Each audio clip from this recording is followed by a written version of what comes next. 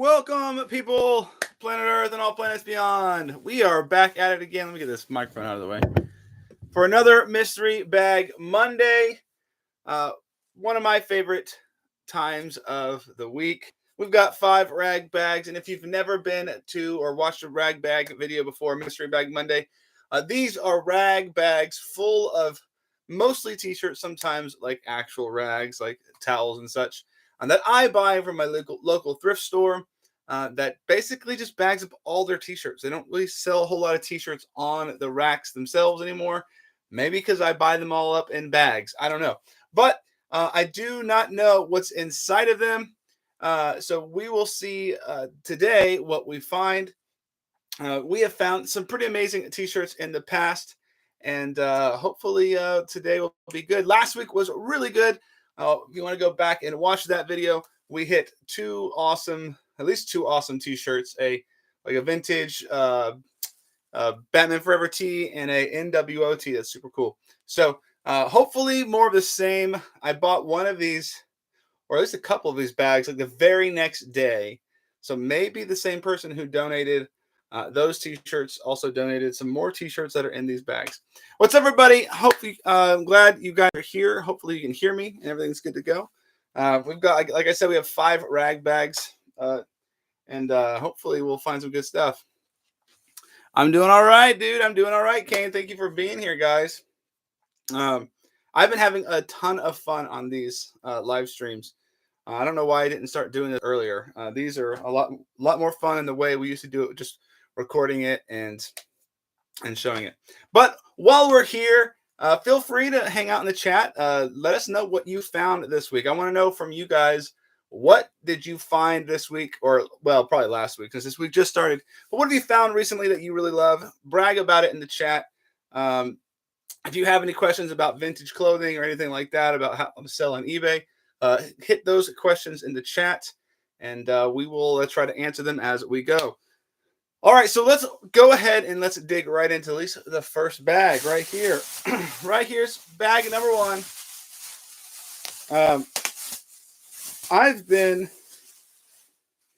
We have not been out in the trenches very much. We've been doing a lot of stuff here at home, sort of getting ready for what we think is a whole new year of a lot of growth and different things. What is this? We got a Batman tee, but it's not. I think it's a modern Batman tee. I'm trying to see if there's anything on it. It's double stitched, no tag, but I can't tell if the tag was printed at one point or if it was. I don't think so. But we're really excited because we have a lot this year that we're going to try to accomplish in terms of our business. I have mentioned a couple of times that I am looking into the possibility of taking a bunch of this content that I make here on YouTube, making it into like article form and putting it on a website. So that's something we're looking at doing this year. So gotta love all these like homemade teas. It's not old, but I guess it's everybody. That's crazy because that's exactly how old I am right now. Josh, 33. Wait, it's not my family. Nope. 2000, that's in 2012. But that's how old I am presently. Yeah, so those 540s, the Flex jeans, probably, let me guess, let me ask, do they have like a brown or bronze tag, a tab on the back, not a normal red tab? I'm curious.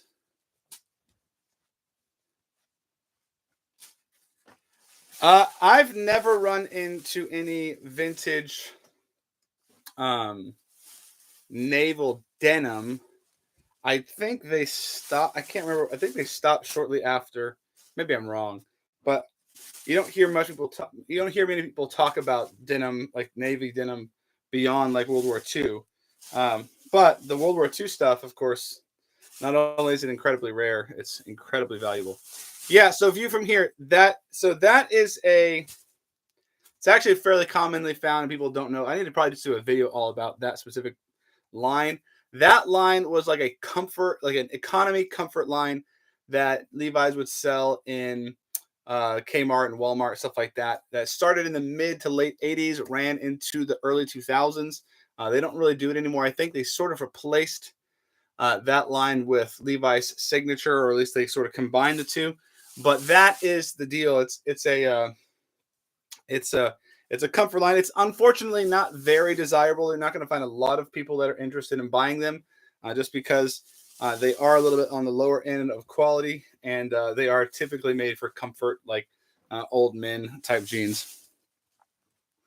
Yeah, some people call it copper. I've found that it's like it can, because it fades a lot easier than some of the other ones. So sometimes you get some like that look brown, or some that look copper, some that look sort of beige. I get questions about it all the time, like all the time. Um, I unfortunately forgot to mention it in my like Levi's tab video, where I went over a bunch of the tabs, different colored tabs and what they mean. But I probably should go back and do it. Do a little. Maybe I'll do at least a YouTube short. We have a world's greatest dad tee. Gotta love finding these. They might be somewhat vintage. I don't think they're that old. Early 2000s at the most. But I probably should go back and do that video because I get that question all the time. A black pair, interesting. Yeah, I mean, they're typically not terribly desirable, but I'll tell you what, the Japanese are big collectors. So if you have an interesting one, they're gonna want it. So uh, they collect all the stuff. So you never know what you'll sell to Japan. Um,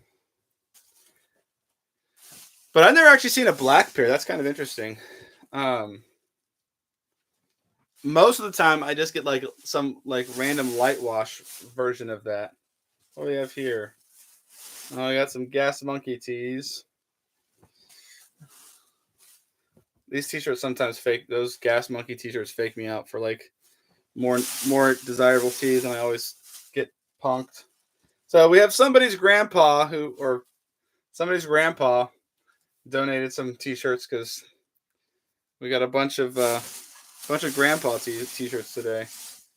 Oh, okay, not vintage, but it's Polo Ralph Lauren, and it's Polo Ralph Lauren USA. Just about any time, even if it's, so you can tell this is not the vintage, it's got the new style tag. It's a size XL, probably from the same person that donated those other ones. Needs to be washed, obviously. But anytime you get a polo like this and you get these extra like embroidery stuff, any extra features, this stuff commands much more money than just a plain old, like just solid t-shirts. So while it's not vintage, I mean, we could probably get something like, is it missing a button maybe? No, it's not missing a button. Probably $25 for this thing right here, just because it's got a little bit of little extra flair than your average polo. We got a cool polo last week from like a Ralph Lauren canoe club or something like that, or canoe. It's just one of those little sub brands or sub branding that they like to put on some of their stuff. So, what else have you guys sold this last 7 days or so since last time we were hanging out? I'm curious what everyone's selling these days. Obviously, we're moving out of jacket season. Jackets have dried up. I've been selling a lot of t-shirts personally, which of course is sort of what I always do. But been selling a lot of t-shirts. We have the Super Mario tee. Actually, I mean, it's like a youth size. This is not a vintage one. But maybe I'll keep that for one of my sons. They might appreciate that.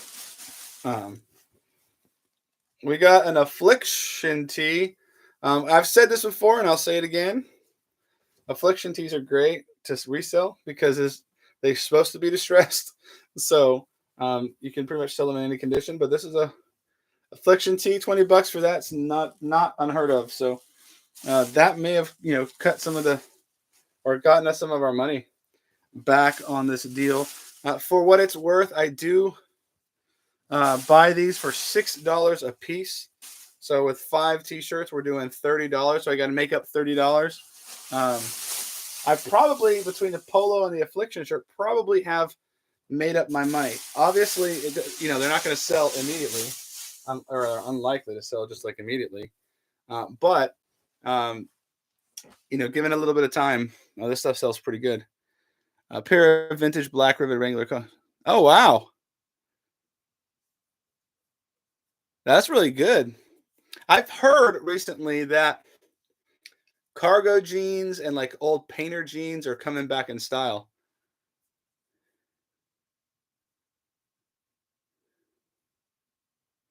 Yeah, G Star. That it's a be on the lookout for a brand. Uh, all their jeans, all their products are typically considered a bit higher end and pretty desirable. Their jeans can go for quite a bit, so always be looking for G Star. All right, bag number 2, everybody. Bag number 2. All right. Oh, are we about to start this off? Are we about to start this off right, or not? Or not? Maybe not. Oh, this caught me for a minute. Not vintage. This is on a newer Delta tag. Haha, you guys, experts on Delta. This is not much. This is not anything really. All right, let's see what else we got. And then some blank stuff. Oh, we got this interesting tiger tee. You know, I might just keep this one, not for myself, but actually to sell. Um, Dragons and tigers, yings and yangs and stuff. That sometimes sells pretty good. Just sold a couple of random T-shirts like this last week, so it's not vintage, I don't think, but might be at least worth holding on to. Yeah, G Star stuff's pretty high quality. So I don't even know. I don't really know where they sell it. I think I've seen them in like Nordstrom and stuff. But oh, this is funny. Anybody interested like youth size like Christian metal chasing victory? I believe they did a they were like, I think they were a Christian like metalcore band. It's very small size, but some of the stuff sometimes can do okay. So youth size, some of the stuff can actually do okay because some of these smaller bands, even Christian bands, you just can't find their merch very often.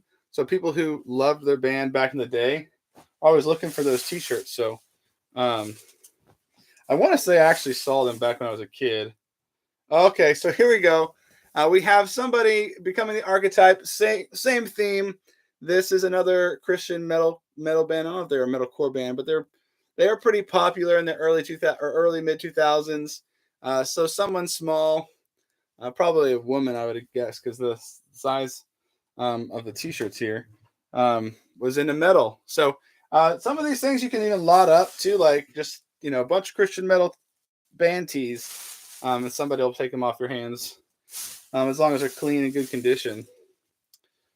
We got some older, well, maybe not that old actually, camo. Pretty run of the mill camo out here. Oh man, okay, this is actually pretty dope. Some scene girl. The almost. I was actually a big fan of this band back in the day. This is Aaron Gillespie's side project from the drummer from Under Oath. My wife actually bought me a T-shirt from this band back when we were dating. So that's kind of cool. I got her one now. I don't know where mine went. It's been years. So either I'll leave that for her, even though she doesn't listen to them at all, or I'll lot those all up as like Christian scene bands together and sell those all together for a few bucks. Oh, nope, nothing here. The almost I don't really like Aaron did he did a new album. I think it's called Fear Caller. I didn't really care for it, but like the first 2 albums I think are sick. He does like almost all the instrumentation. Not vintage, I don't think. Nope. But he did all the instrumentation for at least the first and maybe the second album. But we got a bunch of Barefoot Village old time fireworks tees. Yeah, he did the. Okay, I keep hearing that about Depop. Like being really popular, like skull t-shirts being really popular on Depop. But back to the Almost. The Almost tour band when they were touring and stuff was former members of, I believe, a band called Beloved and some other early 2000s like Christian metal bands that were really good. DC Talk is not a thing. DC Talk, I believe, has been. Oh, this is kind of funny. I believe it's been. I mean, they broke up in like early 2000s. I Hate Raisin Cakes. Uh, Interesting. It's a drama. I don't know what that's about. But interesting, interesting connection to this band, the Chasing Victory band. Chasing Victory did a cover of Jesus Freak in like 2010. Just little trivia there. Um, yeah, DC Talk not still a thing as far as I know.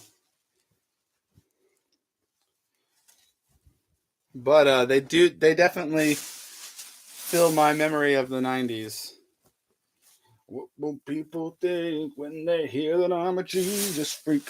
Anyway, so far nothing crazy, nothing wild.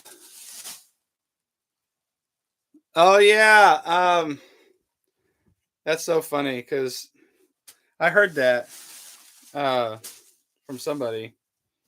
The uh, the Newsboys back in those days were pretty cool too. What do we have here? So, yep, look, it continues. The Devil Wears Prada. So this is somebody's like, I bet this person is an adult now, and they cleaned out their closet, and they're like, I have to throw away all my like scene metalcore band tees all at once, and this is the collection. It's not the worst. Some of these bands, I wish there were. Okay, so sick. So yeah, totally. This person is probably. In fact, I may know this person. They're from around here. Cornerstone Festival, 2007. Um, I don't know if any of you guys grew up in the church or in the Christian music scene back in the early 2000s, like I did. Um, but Cornerstone is probably one of the most influential things that ever happened in my life. When there's a music festival in Illinois, not too far from here. And I remember when oh, this is cool. This is a sweet shirt. My wife will love this. This is a new shirt, but that's super cool. One of my favorite books. Um, but when I was a young adult, I just like graduated high school. I guess I went the first time when I was like 16 or 17. But I went to this festival every year for like 5 or 6 years, 6, 7 years maybe. And and I hitchhiked, rode freight trains, anything I could to get out to Cornerstone every summer. And so when I was an adult and I didn't have a car or nothing, we just hitchhiked and rode freight trains all the way to Illinois from the East Coast, from Virginia. So Cornerstone is very close to my heart. That's pretty cool though. Cool T-shirt. All right, here we go. Bag number 3. We're cruising. What else did you guys find last week? Anything cool? Anyone else got any cool finds that they want to brag about? This is a great opportunity to brag and share with everybody here so that we can rejoice with you. It's one of the fun things about thrifting and the internet is that, something that cool you find, I you can share it with other people. I know that I always I get so excited about stuff I find sometimes. And if, without the internet, sometimes I don't have anyone to share that, enthusiasm with. So this is a good opportunity for that. Share it. Let us know. Give us encouragement too, because sometimes, like me this last week, outside of these rag bags, it was pretty barren. I didn't do a lot of thrifting, not a lot of sourcing, but it was pretty. Oh man, where'd you get those, dude? Where'd you get those posters? Those are sick. I'd seen them on I've seen them on eBay a few times. Um, but I'm a sucker for I'm a sucker for that kind of stuff.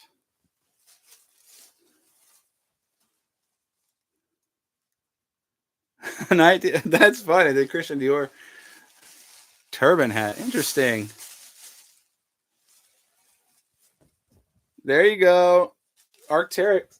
That stuff is the jam. It's such a good flip. Like it's so in demand and popular right now. Um, I mean, it's even if you keep it for yourself, getting it for cheap is such a good deal. Um, Local auction, nice, sick. I need to. There are like local auctions all around my area, but I can never like. They don't use the internet, I guess, or something, because I can never find out where they are. But or I can't keep track of where they're going to be. I would totally be going to more and more like state sales and estate auctions if I could keep track of them. It's like, I mean, you typically have to drive a little ways to get to any of these estate auctions or auctions. There's a couple auction houses, but they typically are auctioning off stuff that I'm not that interested in. So it's always a question as to whether or not I'm going to waste my time going there. But what we got here? Just a single. No, it's not. We got a United Methodist T-shirt. It's not an old Jesus tee. It's a modern church tee. This bag's been pretty blank so far. Oh man, with ticket stub even. That's sick. Way to go. That's a good question. How many of you guys use like Facebook Marketplace to source? Some of my best finds have been from Facebook Marketplace, but since Facebook Marketplace has really changed a lot, trying to become a more full-fledged platform, less like Craigslist, I have not been able to find very much. Oh, whoa. Well, hold on. I don't know if this is vintage or not, but it's kind of cool. It's on like a early 2000s tag, so it's not that old. Maybe late. It could even be late 90s on this Hanes tag. But we'll hold on to it probably. Looks clean. All right, come on, dude. That donated. So we have a single stitch blank right here. The tag's been removed. It's a pocket tee. I'm not sure. Might hold on to it. I don't. Yeah, we'll hold on to it for now. I had been selling blanks before. In lots. Oh, check it out. This is a good find. We got Made in USA Nike. Made in USA Nike on that late 90s tag right here. It's pretty good. It's a good 20, 25 bucks probably. We have a Guardians of the Galaxy Jesus tee and a very small size. Probably not worth it. Maybe in 15 years when today's Jesus tees are cool, if they're even cool. That's bag number 3.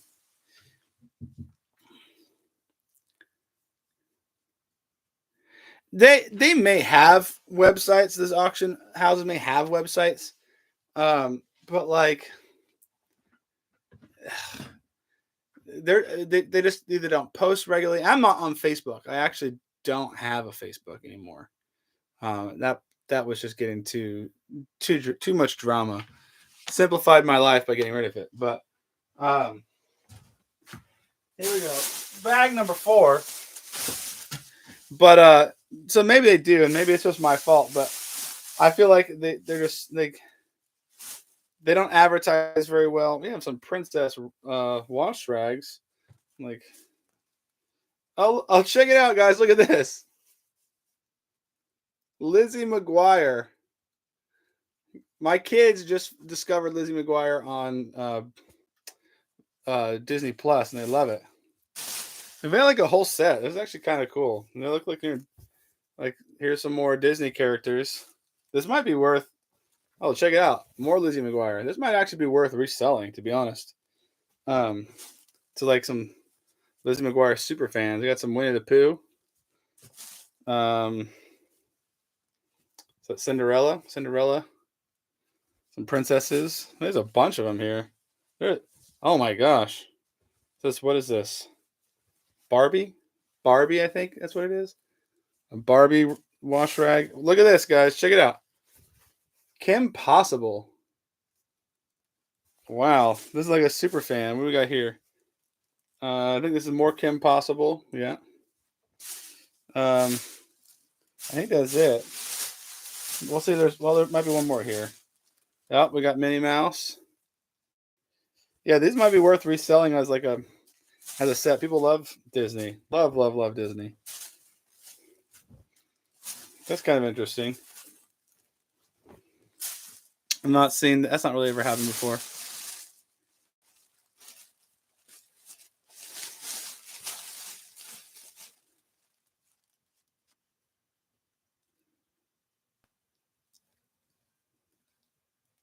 Yeah. Yeah. Oh, look at this. What is this? Look at this, guys. Made in Britain. Britain. I don't know why I'm saying it. It's like it's hemmed. J&S, or not hemmed at all. This is actually probably a factory, but it's crop is what I mean to say. That's weird. It's got buttons and everything.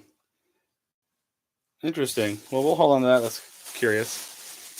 Yeah, there's enough to go around. I mean, like you could buy it from her for $20 and flip it yourself. Like you could do that. I don't think if she doesn't understand the value of something, that's her job. But at the same time, the way I see it is this, because I kind of had this concern when I was first starting YouTube. I was like, oh man, if I go on and share all this information and I show people how to recognize valuable vintage things, that's less for me to find on my own. And I think there's some truth to that. Like that is a reality that, yeah, there'll probably be less for me to find on my own. But what it will do for the overall marketplace is get more people interested in vintage, in buying online, so that the whole market grows. Because I know that I wasn't buying vintage clothing for unless I found it at thrift stores until until I started selling online. Now I buy online, so I wasn't a buyer. Oh my gosh, this shirt is shredded. I wasn't a buyer until I started becoming a seller. So, I mean, that's kind of how I look at it, is that it helps the overall market. Here we go again, guys. Look at this. You got Polo Ralph Lauren XL. It's got the intentionally distressed denim collar, red and blue stripes. This is the type of stuff that does like $30, 30, sometimes even 40, depending on the style. This is sick. This is money right there. That's awesome. We got some more wash rags for the collection. Yeah, Filson, go get it, guys. Filson is the bomb. I was actually more Minnie Mouse. My old work bought me a Filson, like fleece jacket, before I left. Love Filson. More Disney wash rags. Oh, we got some Barney.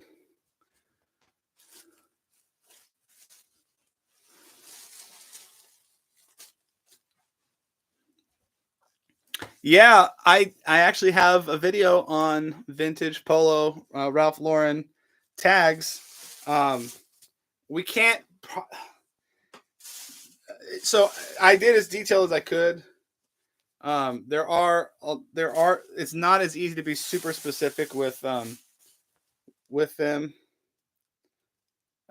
Noble Eagle, enduring freedom, we will not fail. War T, basically. I don't know if I'll hold on to it. We'll see.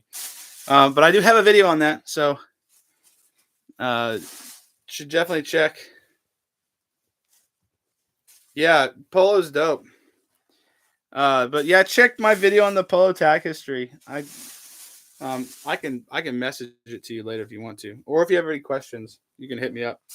But polo tags, the main Ralph Lauren polo Ralph Lauren tag, like the blue one, white lettering, was used for a long time, like a long time. The one that the newer one that I showed you earlier is only like maybe not even 10 years old at this point, so it can be really difficult to know um, exactly which one is exactly the vintage or not. I tend to just err on the side of it's being vintage because it's the old style, um, but it can be hard to differentiate and to be very specific about dates.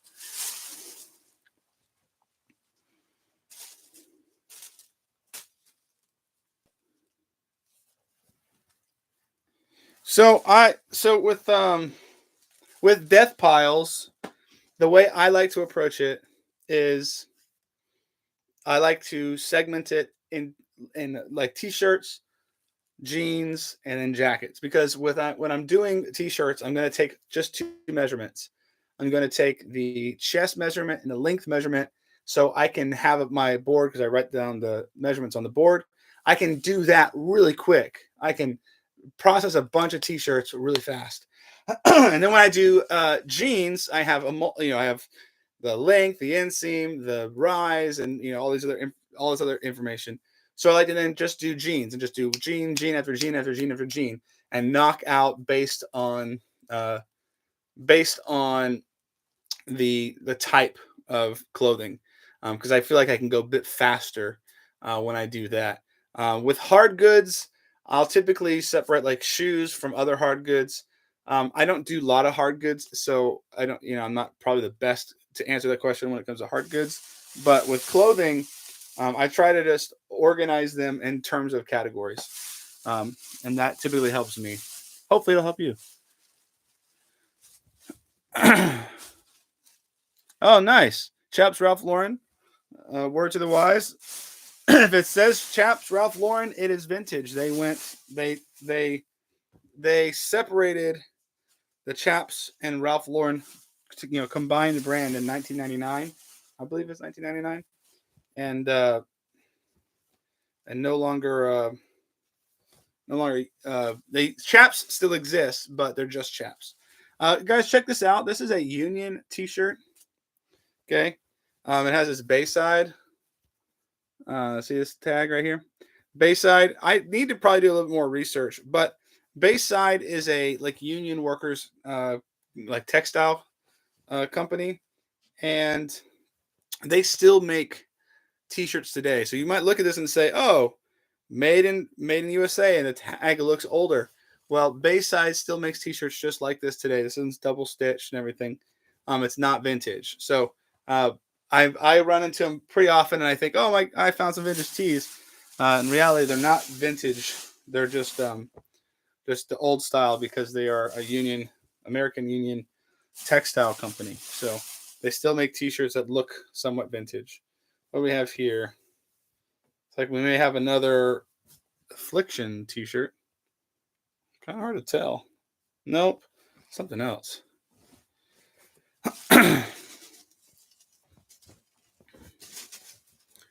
I have videos on lots of tags. Nobility. I don't think this is a.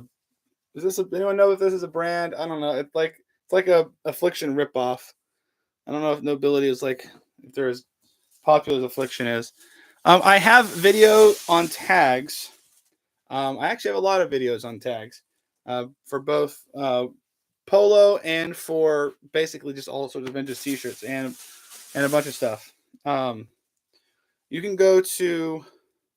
I have a playlist on our channel called "How to Identify Vintage Clothing," and you can check all the different videos there that have tags from a bunch of different brands: Tommy Hilfiger, Ralph Lauren, a bunch of the t-shirt brands, Fruit of the Loom, Giant, Hanes, Delta. I just did bunch of Levi's stuff. Well, I'm trying to remember. I've got a bunch there. So check those out if you're trying to learn some tags, some backstory on tags. All right, that's bag number 4, everybody. Bag number 4 is done.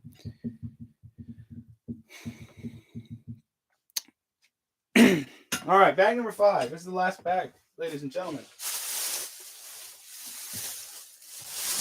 So let me ask you guys. Let's see. Hold on. A freeze tag. So made in China.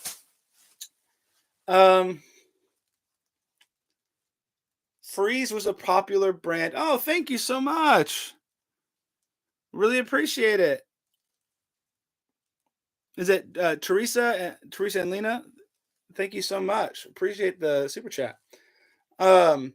Freeze tags they were popular in the mid 90s. So you might find a lot of tags from that era. I believe they did some like Disney licensed stuff, I believe, in the early 2000s. So you might find some early 2000s freeze with like that are made in China. So you might have to look at the overall. Different companies outsourced. Excuse me. Different companies outsourced to different places in the late 90s and the early 2000s. China, really, generally speaking, for textiles was the early 2000s. That's when people really shifted textile production to China. In the early or the mid to late 90s, generally speaking, it was Central American countries like Mexico or in South American countries. Excuse me. So that's yes, they did Looney Tunes as well. So Freeze did a bunch of Looney Tunes stuff. So they did a bunch of that stuff, and most of the Looney Tunes stuff I think is the '90s. I don't think they licensed after that, but I could be wrong.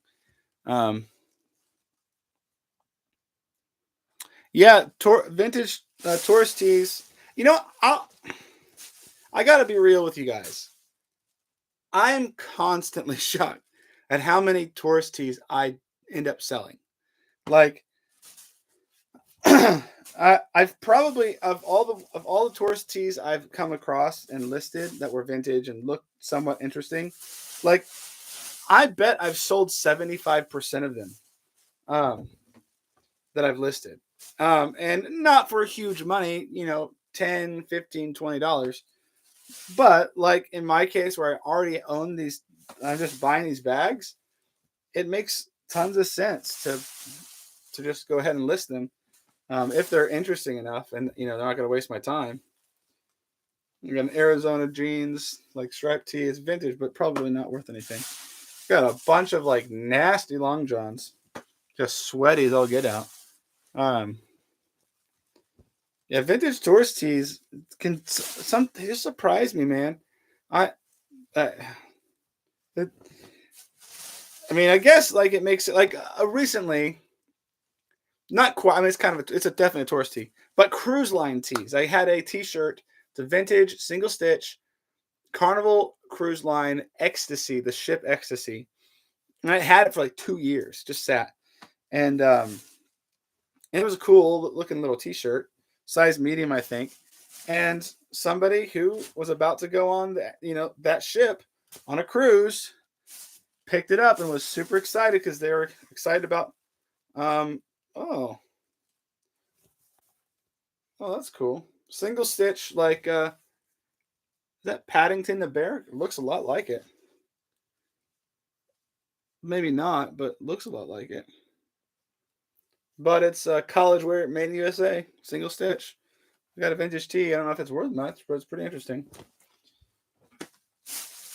But yeah, they sold it sold for like $15. So I mean, definitely can't complain. Now I've had it for too long. It was probably about to come down because I cut the price forever and ever and ever, and never really got anywhere. But now it's gone.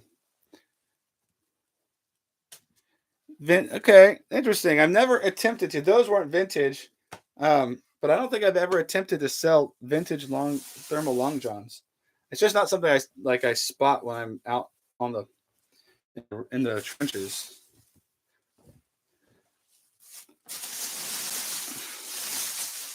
So it came to my attention. I mean, I knew about it for a while, but I noticed today that Rally Roots does their live stream same exact time as I do mine. So I'm curious, are any of you guys watching like Rally Roots live stream? Is that something you have done or you do? Do you watch that, watch this, or do you not even know who they are? Yes, the NBA company was popular in the late '90s and the early 2000s, perhaps more so in the early 2000s than the late '90s. Um, Most of their products are not big hitters, but they did have a couple pair of like the jean styles from the late '90s, early 2000s, where they had these big baggy denim jeans with the patches from all the different the sports teams. Those actually sell pretty well. They made some jackets that still sell pretty well. Um, not a ton of stuff. If you like run into just any old random Unk T-shirt, I don't necessarily know that I would buy it unless it's really interesting. But like the pairs of jeans with all the logos on it I've seen them sell pretty well. I've never had a pair myself. I found one time. They just at a thrift store, and it was just too expensive. So. Oh, okay. Yeah. That I think they lost a few people that way. Um, I mean, I know that like when I was coming up, Riley Roots definitely inspired me, helped me figure out like sort of how to run the business, and I watched them pretty religiously for a while. I catch them now and again, but they most of their stuff tends to still be pretty surface level stuff. Um, as far as their advice is concerned. So I like when they go into thrift stores and stuff, but some of the other stuff is just not something terribly interesting to me. So, but they definitely help me a lot. So, um, I'm just curious because I did notice, and I think they've done it on this time slot for a while. So, but anyways, that was the last bag, everybody, ladies and gentlemen. Um, let's go do a quick review of what we found this week. Um, wasn't crazy. It's a little sort of Paddington Bear looking T-shirt, vintage single stitch. I don't know about that T-shirt. Probably get rid of that. Probably not that either. We did get some cool polos, Ralph Lauren polos. This guy right there. We have this vintage American made Nike T-shirt, late '90s probably. We have a blank single stitch pocket tee. I don't know what brand it is though. We have this T-shirt, which I don't. It's probably not really technically. I mean, it's got some holes in it. Probably won't even sell it. But we got some other cool got a bunch of like this stuff. This looks like I don't know what this is from, but it's pretty cool. Bunch of like Christian band tees from the early 2000s, mid 2000s. We got like Devil Wears Prada, Chasing Victory, all women's size basically. Some random T-shirt says I hate raisin cakes. I don't know. It's from a drama company. Oh, wait a minute. The Lord loves the sons of Israel, though they turn to other gods and love raisin cakes. Oh, I get the reference. It's a Jesus tee. Dope. Um, Becoming the Archetype. And what else we get here? Oh, we got this like yin yang tiger dragon shirt. More like Christian band tees, the almost.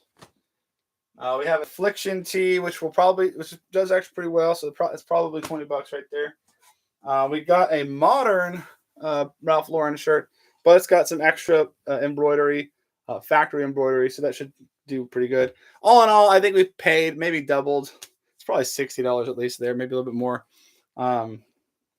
Our expenses. Then we got like a bunch of these like Disney wash rags, including including Lizzie McGuire and Kim Possible. I don't know if those will make it out of my house. My daughter might love them, but When did Wrangler stop producing in the USA? Good question. Uh, so it's hard to exactly say. I believe it was in the early 2000s, pretty close to the same time as Levi's. Um, they may have been a little bit earlier than Levi's because I think Levi's kept the 501 production. That ended in like 2003. They kept it a little bit longer than Wrangler did. So if it's made in the USA, it's probably at the very youngest, excuse me, like very early 2000s, like 2001, 2002. I need to double check that. I don't remember it offhand, but I am working on.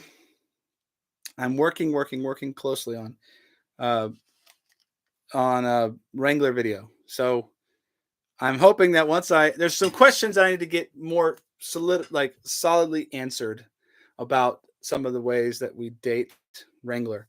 A lot of the stuff that I use, if I don't know it for a fact, it's some sort of intuition, just having experience from looking at different tags and sort of getting a rough estimate of when they probably were made.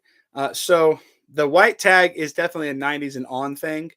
They weren't using that white tag in the 80s, I don't believe. I believe it's mostly all 90s and maybe even like mid 90s. Um, they still use that tag style today. But hopefully I will have all the T's crossed and the I's dotted on my Wrangler information so that I can, present it to the world in a more authoritative fashion and not just sort of speculation.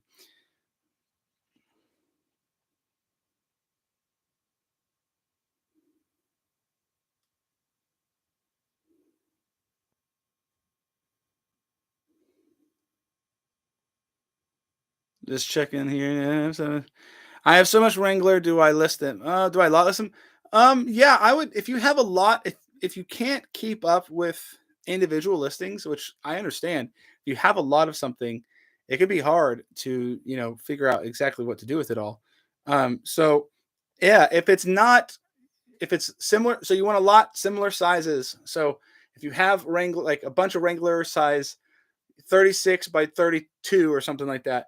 List it all together. Don't list multiple sizes together because you're reducing the potential buyers because no one wants to buy a lot that has only 50% the jeans that they can actually fit into unless you're trying to resell them sort of to resellers. So I list them in a lot if you have too many to handle. Or if they're on the lower end of the quality, like if they're newer, um, I might list them all together just because as long as they're the same size, so maybe similar styles, um, you can get if I list five of them, I could probably get $50 for five of them so 10 per. But if I list them individually, I might be able to get 15, 20 for newer ones. Um, and that's fine, but it may take longer. So the lot system might work better for you in that case. I found a pair of Levi's jeans today that have a black tab. They aren't quarter, which I thought was black tab jeans. Yeah. So yeah, Marvin, so there is and I'm willing to bet that if if you look at the tag on that pair of black tab Levi's, it's probably going to be mid 80s, late 80s, maybe early 90s. Oh, thank you again so much. Really appreciate that. Thank you for the super chat. Um, I would bet that that's from the mid to late 80s, early 90s, maybe even late 90s. Basically, anytime after the mid 80s. And here's the thing, I haven't quite figured it out. You can use a lot of other methods to determine the black tab. Black tab, white lettering is probably what it is. To figure out the time period they're from. What it is exactly they are, like why do they have a black tab? I haven't been able to figure out yet. I have noticed that they tend to often be more like acid washed jeans or something like that, but it's not consistent. So I haven't yet figured out what line was the black tab from, and why did they have a black tab in the first place? I don't actually know, unfortunately. I'm working on figuring it out, but the black tabs that are corduroy and or Stay press jeans typically have like gold lettering on them. So Levi's use different tabs and different variations within those tabs. Sometimes almost seemingly randomly. It doesn't make a whole lot of sense exactly what the whole point was.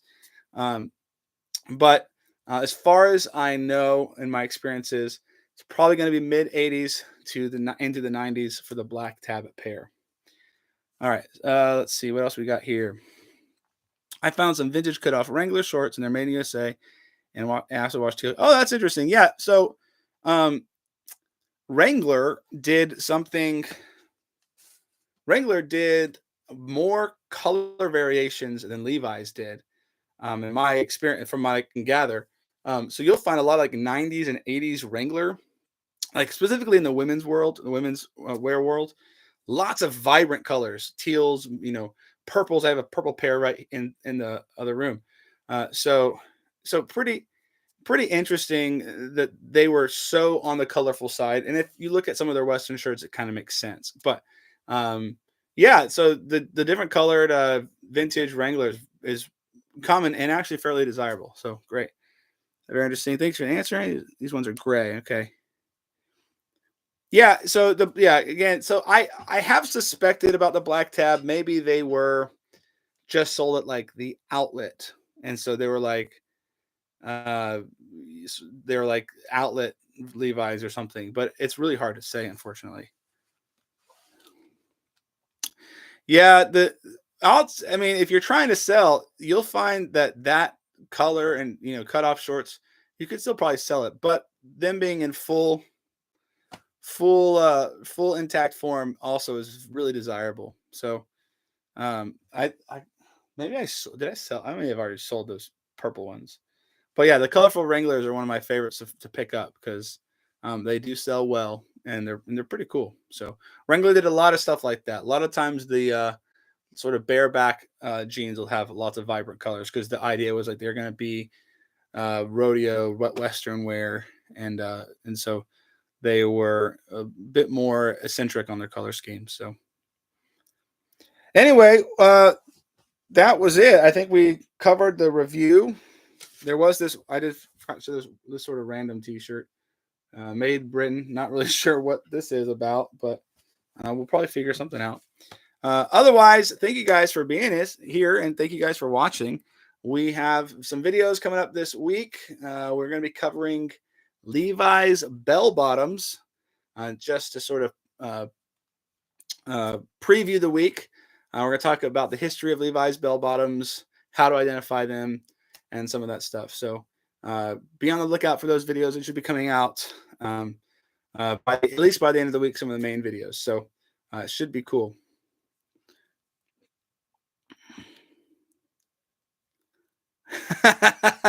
Marva, Tooth and Nail, man. Yeah, there's some great stuff in the early Tooth and Nail days, man. Those were fun times. Definitely a different world. If you grew up in that to now. So, but tons of nostalgic feels. Anyways, thank you guys so much for being here. We'll see you guys on the next one. Hope you guys have an incredible thrifting week. Get out in the trenches, make some money, and enjoy the hobby. We'll see you guys later. Levi's 646s. Yep, on its way, and all the other variations.